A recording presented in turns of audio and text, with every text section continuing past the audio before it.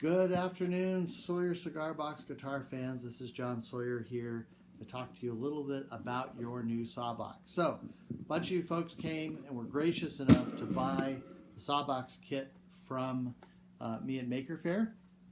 It's a neck, 3 really cool tuners. Let me take my tuner off here. 3 pretty neat little tuners there, open gear, real pretty, a poplar neck, and a box. There's an optional pickup kit that some of you did purchase. And it sounds really good. So the first thing you're going to do is, once you get it put together, you need to make sure that your strings are at the right tension. To get there, we need to break out a guitar tuner. If you have a smartphone and you don't have a tuner like this Snark, this is a Snark SN2. They're less than $15 on Amazon. They're a great investment. They make it real easy. But if you want to use your smartphone, either iPhone or Android, there's an application I like. You don't have to use it. There's lots out there. But the one I like is called Pitch Lab. And Pitch Lab has a screen where it'll show you a nice little dial. And in the dead center, it shows you that you're in tune. So your low string, which is the heaviest string, it's also physically the highest string. We call it the low string because it's got the lowest pitch, is a G. Your middle string is a D, and your high string is a G as well. So, pause the video, tune up your guitar. One thing when you are tuning is you never want to tune down. What that does is it loosens up the gear and it leaves a little bit of slack. And what happens as you're playing, it'll continue to shift down. So you want to tune down below the note and then tune up to the note until you get that nice solid G. Now, most of these tuners will have a little needle. It'll tell you when you're dead center. It doesn't have to be absolutely perfect. One little tick one side or the other, what we call 5 cents, is adequate and certainly well within our hearing range as far as picking up a good note. So once you have these tuned up, we need to do what's called setting the intonation.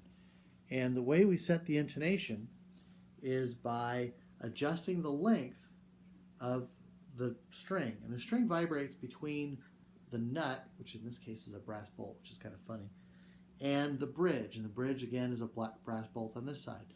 This length actually has to be a little bit different for the high string than it does for the low string. And that has to do with the mass of the vibrating string. I don't fully understand it. I just know it has to be different. So we're going to start with the high string, tune it up to a G,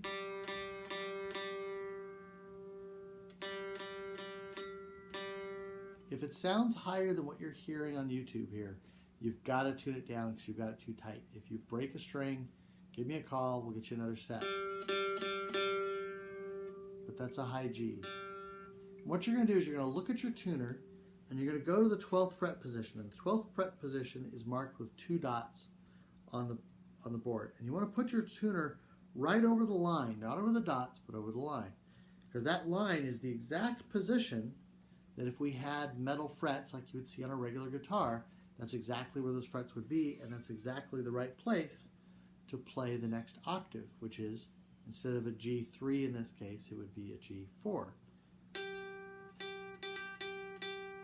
Now you're going to look at your tuner,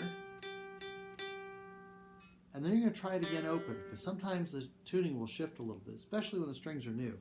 You can also push on the strings a little to try to stretch them out, retune it every time to an exact G, and very gently, don't smash it down, just very gently touch the slide to the string and follow it on the back side of the string, right towards the headstock with an index finger, to make sure that the string doesn't vibrate on both sides.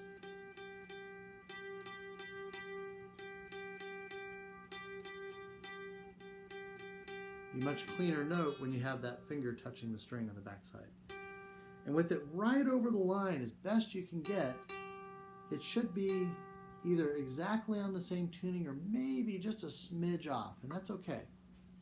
If it's too low, so it's on the left side of the dial, then it means you need to shorten the string. And the way you do that is you grab your bridge down here and you push that end just a little bit shorter. And I would start with about 1/8 of an inch at a time, and we'll go from there. Now once you've got that note, once you've got that string dialed in and intonated, we're going to switch to the low string. Again, the low string is a G, but we're going to do the same thing. We're going to very carefully position our slide, whether it's a glass one like this or a copper slide, over that 12th fret position. And we're going to use our pick. Always use a pick when you're tuning, because your fingers don't give you a consistent pluck. Now you don't have to pluck real hard, just real gentle, as long as you're consistent. And what you want to see is, does that note sustain, and where is it? Is it higher than it's open, or is it lower? What you'll find is, it's kind of hard to see here, is that the string length for the high string, remember it's the high string because it's the highest pitch, is going to be about between 1/8 and maybe 1/4 of an inch shorter than the low string to be in tune. Don't worry about the middle one. If you get the outer two done, the middle one's going to be dead on. But when you tune it up, it'll always have a nice chord. If you don't get the intonation even at least a little bit close, when you're up here playing, it'll be way off and you won't get a harmonious chord. It'll sound a little funny.